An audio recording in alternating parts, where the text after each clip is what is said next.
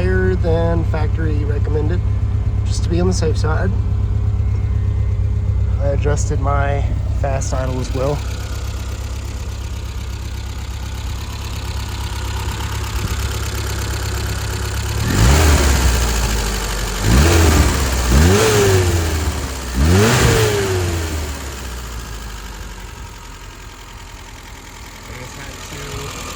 Put a brand new belt on it. The belt that I got technically was the proper part number. However, this belt is actually just thin enough, and or has let me say, just less enough thickness to sit further down into the pulleys, to where even though the length is proper, it sits so far down that it wasn't flush up here. It was literally recessed inside of the pulley, so I wasn't able to get the alternator tensioned as much as I wanted, and I had a bunch of belt deflection. I mean, it was moving probably about 2 inches total. It was flopping around, so I had to go and actually source a completely different belt than this one to put on it. So this one is working phenomenally right now. Adjusted perfectly right back to where it was with the factory belt on it. The only difference is it sticks off of the plate ever so slightly.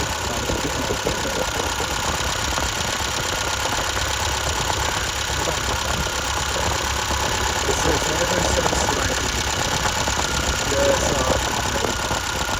You can see the lip, but it's held in perfect. And now I'm just hearing all my little rattles. So she's running beautifully now.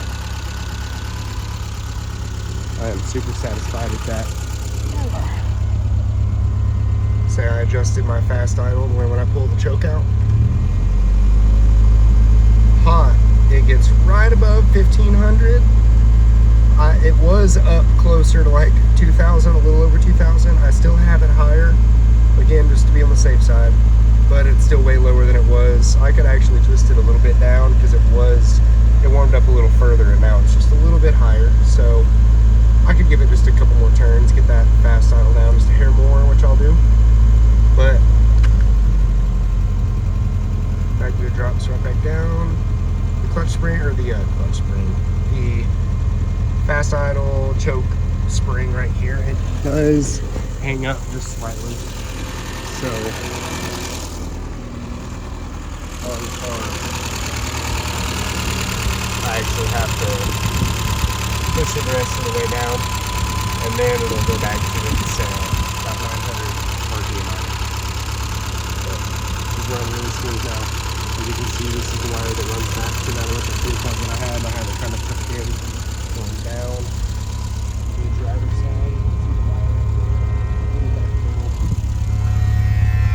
And I have a fuse, and I also have a switch. The pump that I went with is just a 2.5 pound, 2.5 to 3 PSI fuel pump. And this is just a little push-pull switch.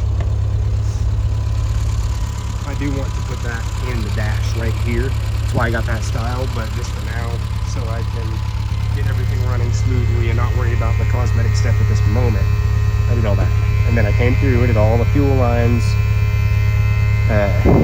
Like I said, I did an inline fuse. I did not do an inertia switch, because this is, all it is just an Edelbrock 2.5 to 3 PSI electric fuel pump.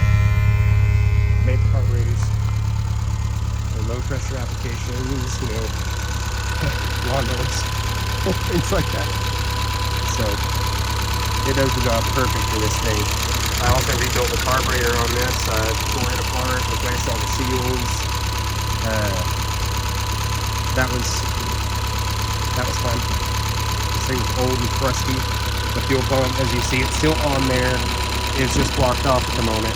I do want to take it off and get a block off plate for it. And I've still even thought about taking the electric stuff out and putting an OEM style fuel pump back in it. but I haven't made that decision yet. But she is running beautifully. Color is gorgeous. And I love the way that this thing opens up.